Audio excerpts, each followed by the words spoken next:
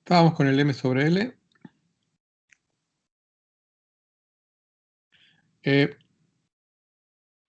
Pues seguimos con ese tema.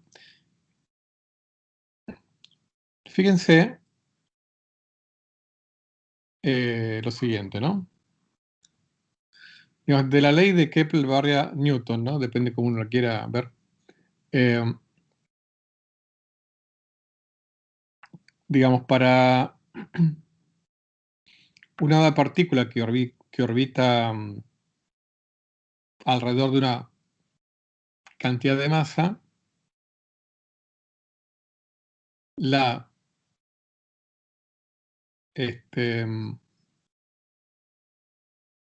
velocidad al cuadrado, digamos, esto sería velocidad al cuadrado sobre r sería la aceleración, ¿no? Lo que llamaríamos aceleración centrípeta. Tiene que ver con la fuerza gravitacional, o sea, masa dividido el cuadrado de la distancia al centro, ¿no? ¿Dónde está la masa? Dentro del radio de esa órbita, ¿no? Acuérdense que hay un teorema que me dice, digamos que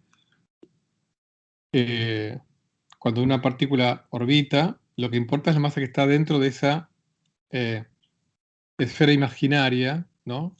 De radio igual al radio de la órbita de la partícula. Lo que está por afuera, en la medida que sea esféricamente simétrico, uno lo puede despreciar, ¿no? No aporta. Eh,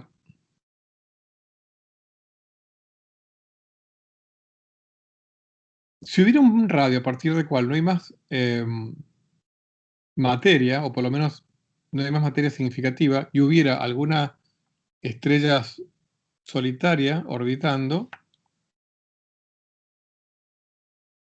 entonces supongamos que la masa ya, a partir de cierto radio, ya no aumentara más. La velocidad debería, fíjense, si yo paso, acá vamos a, el r multiplicando, me queda velocidad al cuadrado, va como 1 sobre r. O sea, si m ya no aumenta más, a partir de un cierto radio, entonces la velocidad va a caer, la velocidad al cuadrado va a caer como 1 sobre r, con lo cual la velocidad va a caer como r a la menos un medio, o sea, 1 sobre raíz cuadrada de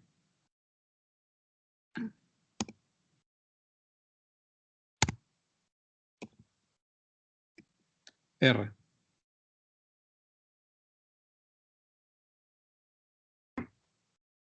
Entonces, si la mayoría de la masa, ¿no?, de una galaxia, por ejemplo, espiral, estuviera en las zonas luminosas, las velocidades de las estrellas fuera de esa región deberían caer de esa manera. Estoy acá, veo que tuve varios olvidos, así que ahora la pongo acá.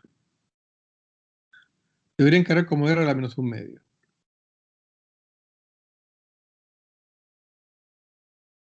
Bueno, claramente, como les comenté, los estudios muestran que ese no es el caso. La velocidad rotacional fuera de la región, aparte acá, yo no les comenté, pero cuando, digamos, uno tiene que definir, digamos, para el m sobre l y demás, el radio efectivo de luminosidad de una galaxia. Hay muchos criterios de definirlo. Por ejemplo, un radio a partir del cual una especie de anillo de un cierto espesor tenga una luminosidad igual a X porcentaje de la luminosidad que hay adentro de ese radio. O sea, a lo que voy es que uno detecta estrellas en zonas mucho menos luminosas, ¿no? Por eso, en esas zonas uno esperaría que si toda la materia fuera solamente la luminosa, la velocidad debería caer como r a la menos un medio. Bueno, la realidad es que no cae, sino que ni tampoco aumenta, sino que se mantiene constante. ¿Eh? Eh,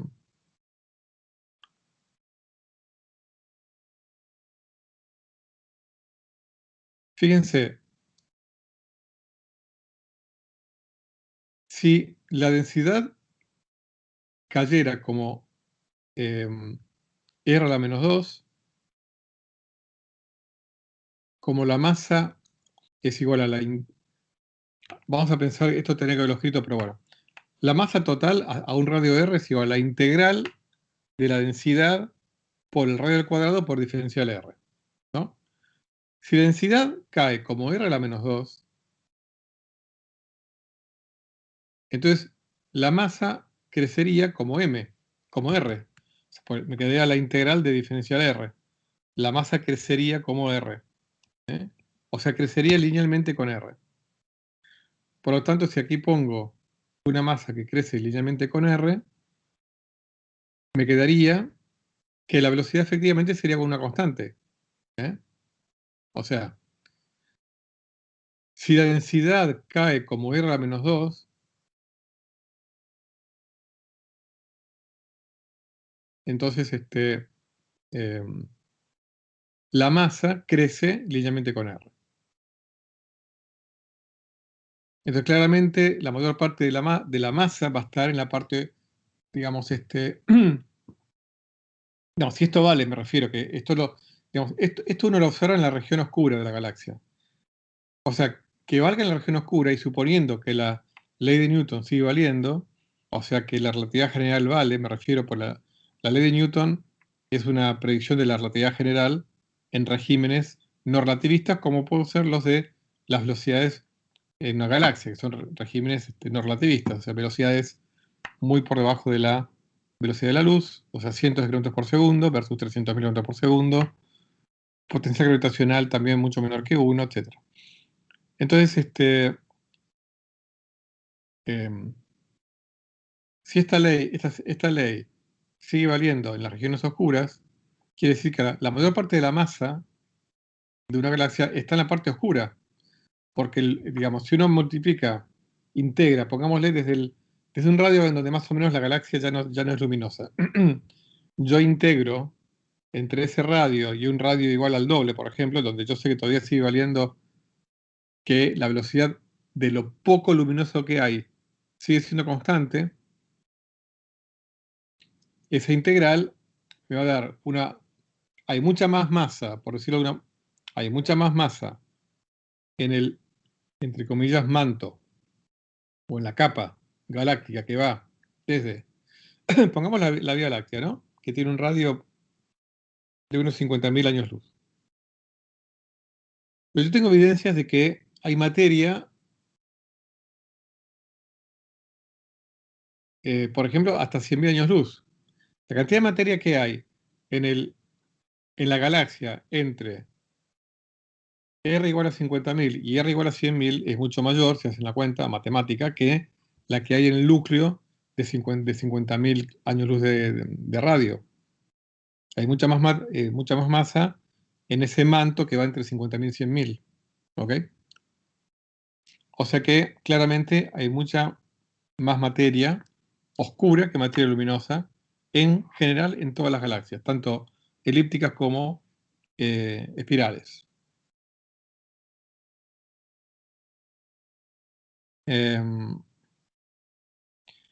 Yo les dije que la nucleosíntesis primordial me pone una cota superior a la cantidad de materia bariónica que hay en el universo. Esa es una indicación indirecta de, eh, de que la mayor parte de la materia oscura no es bariónica. Pero hay otra indicación diferente, no en cuanto a la barionicidad de la materia, pero sí a que esa materia oscura, aunque fuera bariónica, no está en la forma de estrellas oscuras u objetos, digamos, astronómicos oscuros. Porque uno puede hacer lo que se llama microlensing gravitacional, son temas que, como saben, no vamos a ver en este curso, en donde se hace un análisis de la luz que proviene de galaxias mucho más distantes que una determinada galaxia, que hace de lente gravitacional. Si esa galaxia intermedia que hace de lente estuviera llena de concentraciones de materia, la imagen de la galaxia que está mucho más lejana o del cuasar o de lo que sea, tiene ciertas características. Son como un granulado de microaumentos, si quieren. Ahora, eso no se ve, ¿no? O sea que se sabe que la materia, en los halos oscuros, no está en la forma de pequeños gránulos, pequeñas concentraciones de materia oscura. O sea, que podrían ser, por ejemplo, bueno, estrellas oscuras o Júpiter sobre enanas marrones que no se puedan ver su poca luz que tiene y demás. No está así. O sea, no hay o sea, lo cual, digamos, teniendo en cuenta cómo se disipa la materia bariónica y en donde hay mucha materia bariónica, tarde o temprano se forman estrellas, es un misterio, pero también indica que si no es bariónica, esa materia oscura no es proclive a formar estrellas. Esa materia oscura no bariónica no es proclive a formar estrellas de materia oscura no bariónica. ¿Mm? Eso también es un dato importante. Los halos de materia oscura no tienen estrellas de materia oscura. Al menos eso es lo que nos indica hasta ahora la evidencia de microlensing gravitacional. Muy bien, ahora vamos a hablar de otro parámetro importante, que es la densidad la densidad luminosa del universo. O sea, cuánta luminosidad absoluta hay por ejemplo, megaparsec cúbico. ¿Mm? Bueno, déjenme contarles algunas cositas que hasta ahora nunca les había comentado. Ustedes saben que la mayor parte de la luz del universo vienen de lo que se llaman galaxias de campo, o en inglés field galaxies, que son galaxias que no están ligadas en particular a un cúmulo. Son galaxias que están ahí desparramadas.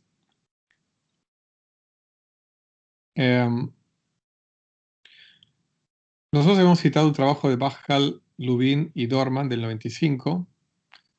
En ese trabajo ellos argumentan que la relación M sobre L de esas galaxias deberían ser similares a las galaxias de cúmulos.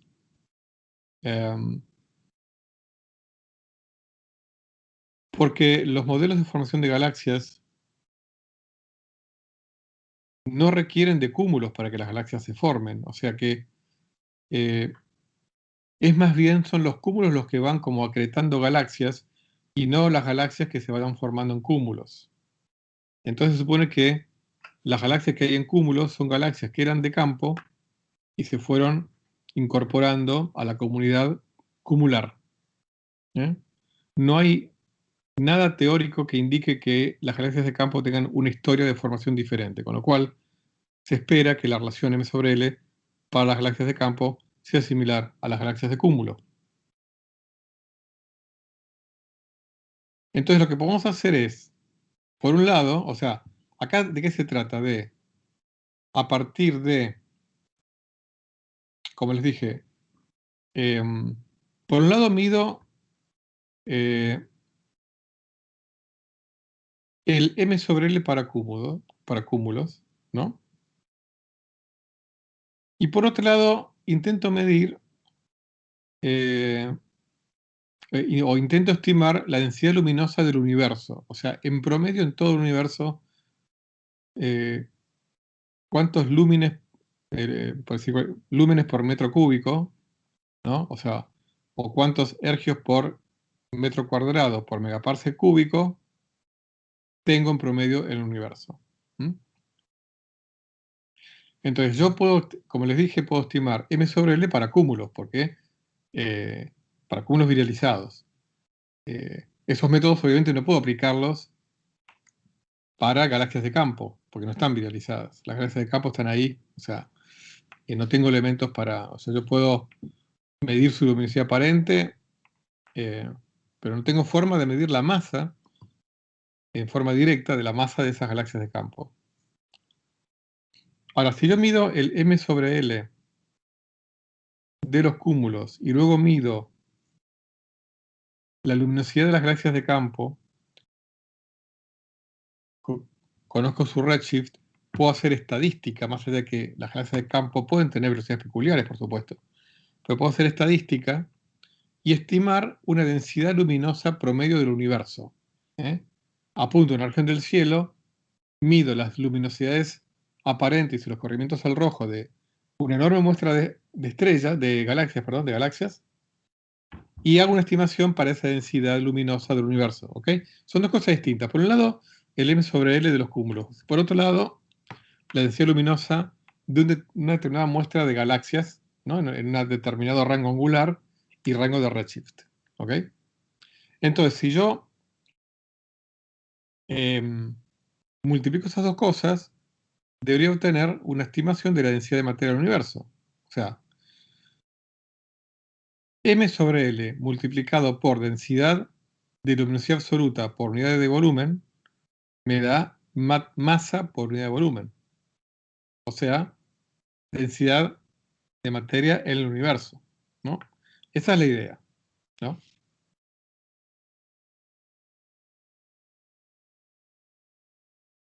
Bueno, ¿qué dependencia tiene estos parámetros?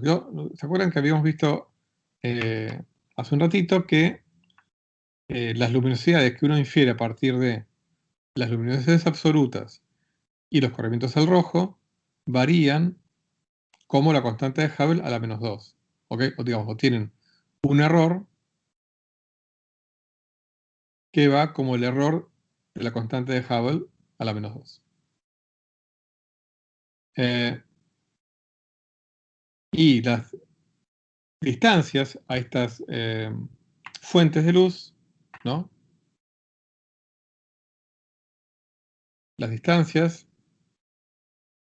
eso tanto las distancias angular como las transversales, porque se acuerdan que estaban relacionadas las distancias transversales entre galaxias y las distancias angulares. Esto estaba en la transparencia 33, la puse acá como para darle un rápido vistazo sin perder demasiado tiempo. ¿Eh?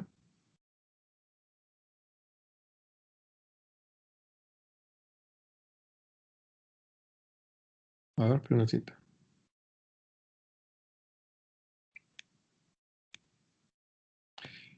Bueno, debería corregir. Estuve incorporando transparencias, por eso lo que dice 73 debería decir 75, con lo cual voy a aprovechar, vino bien que lo chequeara porque ahora voy a ir y poner aquí 75. Ahí está. Bueno, las distancias derivadas del corrimiento del rojo van como h0 a la menos 1, con lo cual densidad de luminosidad absoluta, que es luminosidad absoluta por distancia al cubo, ¿no? Luminosidad absoluta depende como h0 a la menos 2, la distancia va como h0 a la menos 1, con lo cual la distancia al cubo va como h0 a la menos 3, o sea que la densidad de luminosidad tiene un error cosmológico similar al error de la constante de Hubble. La densidad de luminosidad absoluta, o sea, cuánta luminosidad absoluta tienen las galaxias por unidad de volumen. Este es el error que tiene. Muy bien. Pues, pero esto se puede determinar. O sea, yo puedo hacer estimaciones. Obviamente es todo muy complejo, ¿no? Por ejemplo, hay un paper de Blanton y colaboradores, la función de luminosidad de galaxias en los datos comisionados del Sloan Digital Southern Survey, o sea, la muestra del sur digital de Sloan. Es un Astronomical Journal del 2001. Perdón, no Southern, Sky, me confundí, perdón. La muestra del cielo Sloan digital. Esta muestra involucró a 11.275 galaxias, nada menos. Bueno, igual, no lo dejo así para que no preste confusión. Este paper es muy largo y tiene un análisis sistemático de errores sistemáticos y de métodos muy interesante para el que quiera conocer bien cómo se trabaja en este ámbito. Les dio una estimación de 2 por 10 a la 8 luminosidades del Sol por megaparsec cúbico. O sea, a través de esta muestra de 11.000 galaxias, Planton y colaboradores, acá hay muchos colaboradores, acá es un paper que tiene muchos autores, obtiene una estimación para L, acá está H como obviamente, porque acuérdense que depende de H.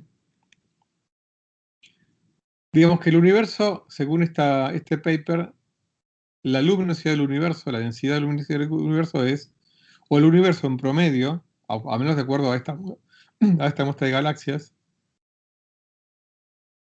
es tan luminoso como 100 millones de soles por megaparsec cúbico. Un megaparsec son 3 millones de años luz, más o menos, 3,26 millones de años luz.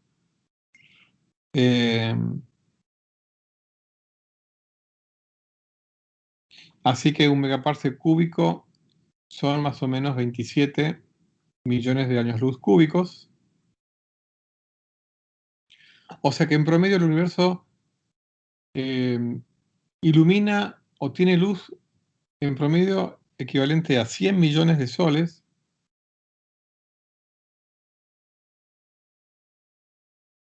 en un cubo de 27 millones de años luz cúbicos.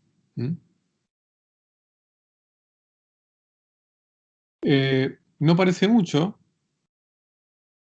Al fin y al cabo, si uno piensa en un cubo del tamaño de 1 millón de años luz, está nuestra galaxia, que tiene al menos 100.000 millones de soles luminosos, ¿no? Acá estamos hablando de 100 millones de soles, contra 100.000 millones, pero bueno, justamente esto es un muestreo del universo. En el universo hay enormes espacios intergalácticos, con lo cual medir la luminosidad del cubo, o peor, si yo pongo un cubo de 1 megaparsec, va a incluir a nuestra galaxia y la de Andrómeda. Evidentemente es un cubo muy luminoso y no es representativo de un cubo típico del universo. ¿Ok? Así que esta es una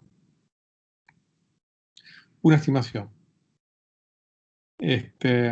Bueno, hay otra muestra muy conocida también, la muestra del corrimiento rojo galáctico 2DF. Esto viene por campos de 2 grados.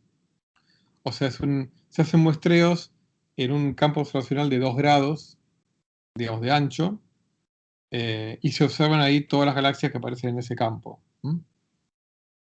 Esta es la sigla que se suele usar, 2DF-GRS. Bueno, hay un paper de Folks y colaboradores del año 99, de la muestra de 2DF, tipos espectrales y funciones de luminosidad. Ya, esto es un Monthly Notices del año 99. Pues yo les estoy hablando de la función de luminosidad como si ustedes supieran qué es la función de luminosidad. Ellos calculan la función de luminosidad de galaxias. La función de luminosidad me dice, digamos,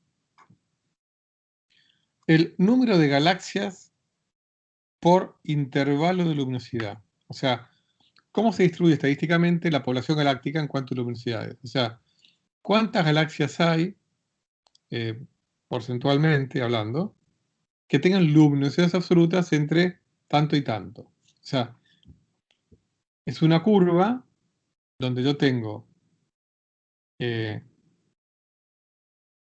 cantidad de galaxias sobre el total de la población en función de la luminosidad absoluta o de la magnitud absoluta, del M mayúscula, ¿no? Pero ese trabajo es muy sofisticado porque en realidad lo que hace es analizar 5 funciones de luminosidad, cada una para distintos tipos de galaxias que ellos clasifican de acuerdo a un criterio, digamos, espectral. De acuerdo al espectro de la galaxia, las ponen en una u otra de estas 5 clases espectrales. La muestra de este 2DF es de 5.869 galaxias.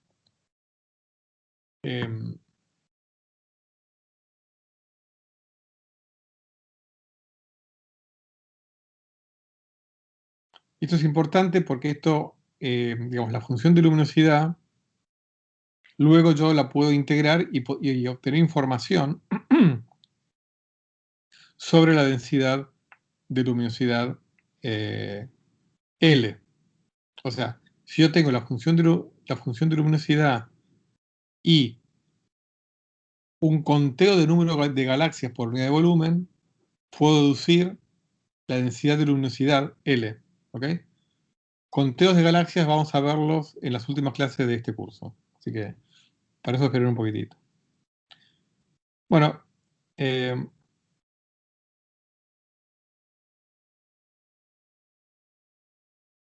omega m, que es al fin y al cabo lo que yo busco medir como para saber en qué tipo de universos vivimos, ¿no?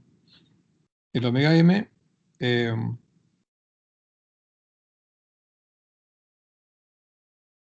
a veces se lo expresa como un cociente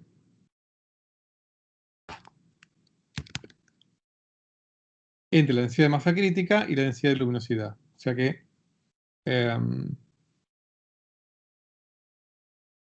acá pongo densidad crítica sobre densidad de luminosidad.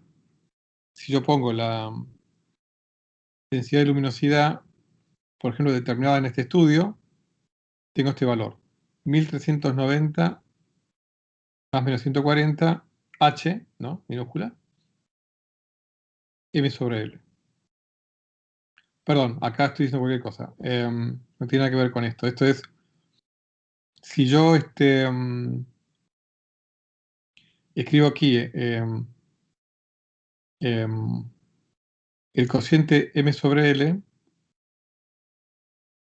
o una cuantita que aquí yo no incluí, pero que es fácil de hacer, el cociente de densidad crítica debido a densidad de luminosidad se puede escribir así, en función del M sobre L. Esto por la definición del L. Si yo acá pongo L como L sobre volumen, entonces acá el volumen pasa multiplicando, con lo cual me va a dar materia, o sea, masa total,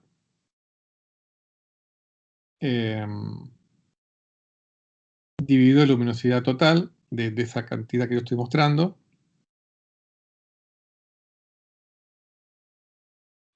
Y este valor, bueno, resultará del estudio en particular que yo haga. Lo interesante de esto es que cuando uno estima de esta manera, estimando el L,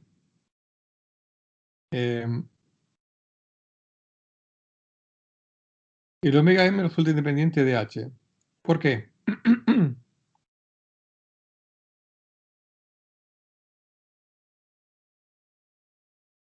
Fíjense, L por M sobre L, o sea, la densidad crítica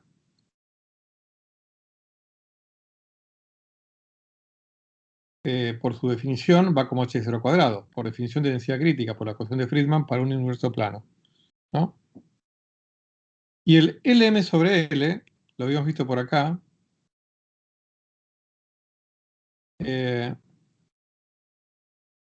Lm sobre L, que es la densidad de materia, también va como H0 al cuadrado, la densidad de materia. Entonces, ambas van como H0 cuadrado. Entonces, cuando yo estime omega m va a ser independiente de H0. Ahora vamos a ver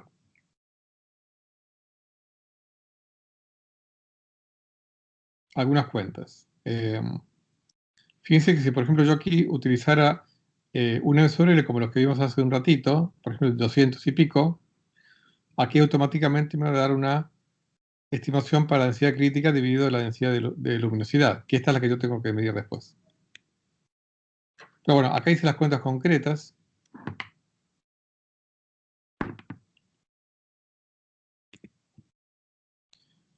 Omega m, densidad de materia dividido densidad crítica.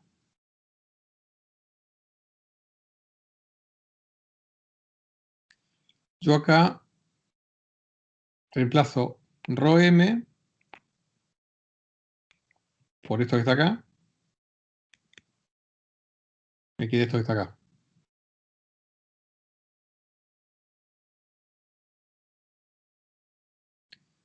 Bueno,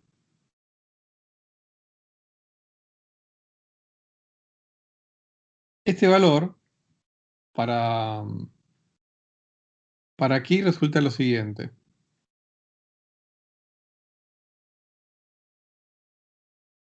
Si utilizamos para m sobre L este valor, 213, más o menos 56, H, m sobre L solar,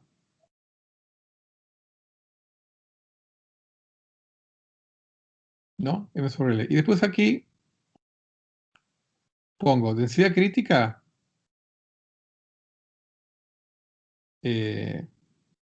su definición, ¿no? Esta es la definición. El L que está acá, pongo el valor del paper de Blanton, ¿ok?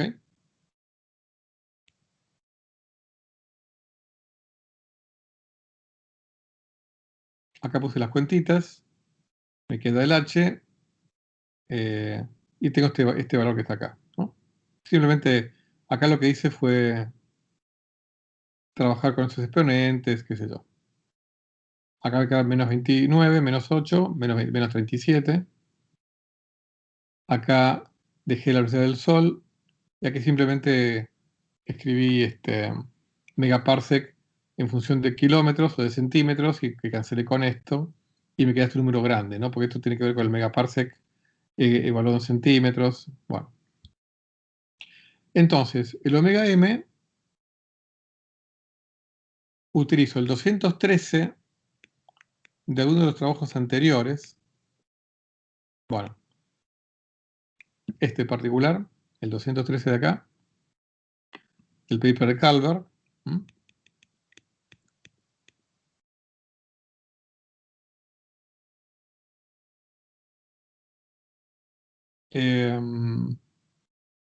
Y bueno, y el L del paper de Blanton. ¿Ok?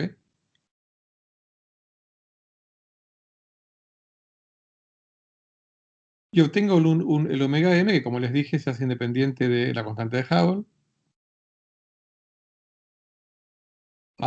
Si hacemos todas las cuentas, esto no, lo hice en detalle para que vean cómo las cosas dan bueno, los autores dicen que dan. O sea, acá me da 0,15, que es lo que tenía acá. Bueno, lo que yo no hice acá fueron las cuentas en cuanto a cómo se propaga el error, pero bueno, es fácil de hacerlo también, ¿no? Digamos, porque bueno, acá el omega, el error, digamos, como el error de densidad crítica viene de H, y el H se me cancela con el error del H de acá arriba, aquí no me importa el error este. Entonces acá es el error de L, que es básicamente, como está acá, digamos, en el denominador, está en el numerador, es el error de L, y este error es el error de esto que está acá.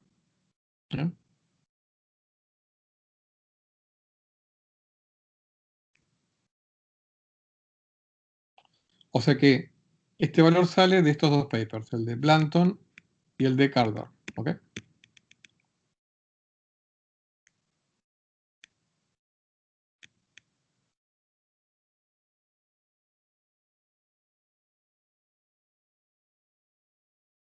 Por supuesto, esto es menor que la estimación, digamos, de las curvas de corrimiento del rojo de las supernovas tipo 1A, que dan omega m igual a 0,3, y de las anisotropías del fondo cósmico de radiación.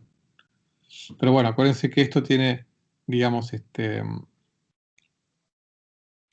son productos de muestras de una determinada región del universo, y hay un montón de hipótesis sistemáticas, perdón, de hipótesis en cuanto a la relación L sobre M que yo determino de una cierta muestra de cúmulos que sea representativa de todo el universo, que las galaxias de campo representen también una luminosidad o un L sobre M comparable. Y hay otra cosa acá, y es que no estoy teniendo en cuenta el gas intercumular. ¿Ok? El gas intercumular también va a ser una componente importante en el universo. Hoy en día sabemos que el gas intercumular también es importante. Pero bueno, acá como les dije,